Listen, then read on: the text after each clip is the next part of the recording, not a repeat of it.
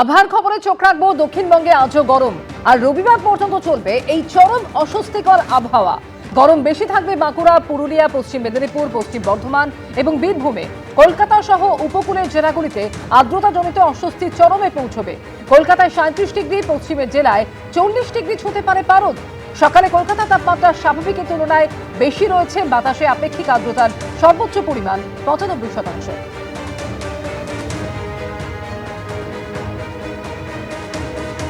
তবে এরই মধ্যে উত্তরবঙ্গে দফায় দফায় ভারী থেকে অতি ভারী বৃষ্টির সম্ভাবনা। গাঙ্গেয় পশ্চিমবঙ্গ এবং পশ্চিম বিহারে থাকা জোড়া ঘূর্ণাবর্তের জেরে ভারী বৃষ্টি হতে পারে বলে জানাচ্ছে আবহাওয়া দপ্তর। জলপাইগুড়ির মন্ডলঘাট গ্রাম সংলগ্ন এলাকায় কালবৈশাখী জেরে ব্যাপক ক্ষয়ক্ষতি হয়েছে। উপড়ে পড়েছে বহু গাছ, ভেঙে পড়েছে একাধিক বাড়ি। গাছ পড়ে হলদিবাড়ি বালুরঘাট ট্রেন লাইনে রেল পরিষেবা ব্যাহত হচ্ছে।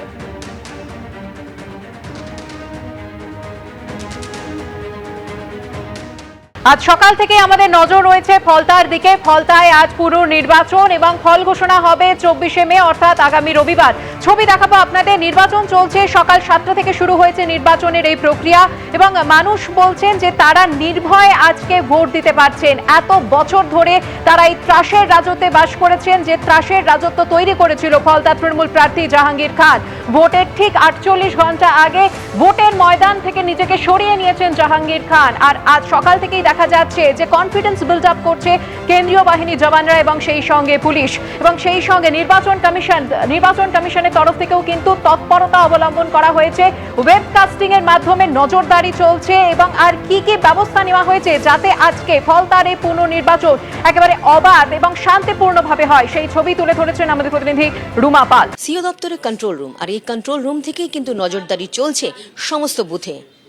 এখানে রয়েছে ওয়েবকাস্ট। এই ওয়েবকাস্টে দেখা যাচ্ছে কোন বুথে কিভাবে ভোটাররা আসছেন, ভোট দিচ্ছেন এবং এখানে কিন্তু রয়েছে 1140টি ক্যামেরা, 285টি যেহেতু বুথ রয়েছে এবং সেখানে ভেতরে 2টি করে ক্যামেরা রয়েছে এবং বাইরেও কিন্তু 2টি সিসিটিভি ক্যামেরা রয়েছে, 4টি করে রয়েছে, অর্থাৎ 1140টি কিন্তু সিসিটিভি রয়েছে, যার মাধ্যমে কিন্তু এখান থেকে দেখা যাচ্ছে সবকিছু।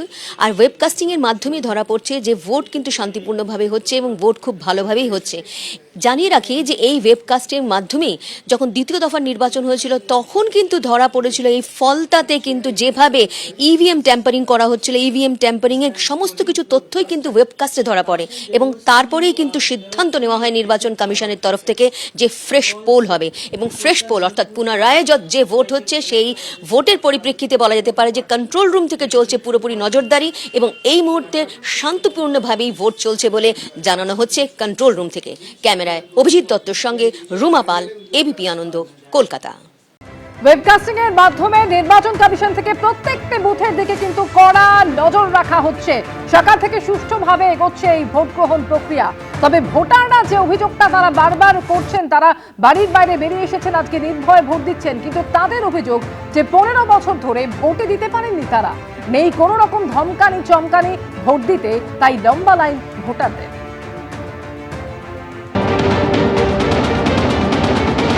আজকে ভোট দিলে? হ্যাঁ, অনেক ভালো, অনেক ভালো। ভালো বলছি কেন বাবা, ধমকানি চমকানি নেই, কোনো রাস্তা গ্যাঞ্জাম নেই, তৃণমূলের নেতারাও নেই। এটা থেকে দূরত, এটা থেকে শান্তি। হ্যাঁ, ভোট দিতে এলে ওখানে দাঁড় করিয়ে বলতো এই যেটাই ভোট দিবে, দুইয়েতে ভোট দিবে না, যেন ভুল হয়। যদি এতে তিনে যদি ভোট দাও তাহলে দেখে নেবো, এইরকম নানান রকম মানে বলতো। আজকে রাস্তার পরিস্থিতি কেমন? আজকে খুব ভালো, ভীষণ ভালো। হাসি মুখে ভোট দিন? একদম একদম একদম একদম হাসি মুখে ভোট দিয়েছি, একদম একদম ওকে ওকে। এর আগে মানে আমি বলছি গত 29 তারিখের ভোট কি শুধু, নাকি তার আগেও আপনাদের ভোট? আগেও এরকম হয়েছে, আগে তো ভোট দেওয়াই হয়নি, 21-এ তো ভোট দেওয়াই হয়নি। বছর ধরে আমরা ভোট দিতেই পারি না, 15 বছর ধরে আমরা ভোট দিতেই পারি না। কি বলতো? ভয় দেখাতো, হুমকি দিত, তোর ছেলেপুলেরা রাত ভিতরে ঘরে আসবে, লোক দিয়ে ওদের মারবো, এ করবো, তোদের ঘরে ঢুকে মেয়েদের টেনে নিয়ে যাবো, এরকম ভয় দেখাতো। আগে তো ভোট দেওয়াই হয়নি, এমনি বলতে চলে যাও ভোট হয়ে গেছে, চলে যাও মামা দিয়ে নেবো। চলে যাবার পরে আমরা আবার দেখতে তো দেবে না, যেদিবা সবাই বলছে ওই তোদের পোষে ছাপা দিয়ে দিচ্ছে, তোরা একটা দিতে তো তোদের পোষে 20টা দিয়ে দিচ্ছে ছাপ ছাপ। চলে যাও চলে যাও। তৃণমূলের লোকেরা, সব তৃণমূলের লোকেরা, তৃণমূলের নেতারাই করতো, এছাড়া কে করবে? ওরা ছাড়া ওদের তো বেশি তখন ছিল। আর আমাদের কি কোনো রাজনীতি করেন না, একদম সাধারণ। আমরা সাধারণ, আমরা কোনো রাজনীতি করিনি, কোনো দলেও নেই, কোনো কিছুতেই নেই, আমরা একদম পুরো সাধারণ মানুষ। ভোট কেন্দ্রে ঢোকার সময়তেই চোখ বের করে দিল। কবে 29 তারিখ? হ্যাঁ, এইবার এই প্রথমে যে ভোট হলো এই ভোটটা এবারেই তো গন্ডগোলটা বেশি হলো বলেই তো আমরা আন্দোলনটা করলাম, ওই জন্যই তো করলাম, মার ধরে সব আমরা ওই জন্যই তো ছুটেছি। আমার ছেলেকে মেরে বলে চান করতে রান্না ভাত খেতে দিল নি। কবে এটা? 5 বছর, এই ভোটের পর দিনই। কেন? পর দিনই বিজেপি করে না, তৃণমূল থেকেই বলেছিল ওকে দায়িত্ব যে তুই থাকবি, ও থাকেনি বলে ওই জন্যে নিয়ে যে মেরে আর ওই রকম করে বলে চলে। অর্থাৎ এক একজনের এক এক রকম অভিজ্ঞতা এবং সকলে যে বিষয়টা বলছেন তাদের মধ্যে ভয়টা কাজ করতো এবং আজকে তারা বলছেন ভয়হীনভাবে তারা এত বছর এই হাসিমনগর এলাকার বাসিন্দারা বলছেন তারা কিন্তু ভোট গ্রহণ কেন্দ্রে এসছেন এবং নিজের যে ভোট সেটা তারা প্রদান করলেন। এবিপি আনন্দ এগিয়ে থাকে, এগিয়ে রাখে।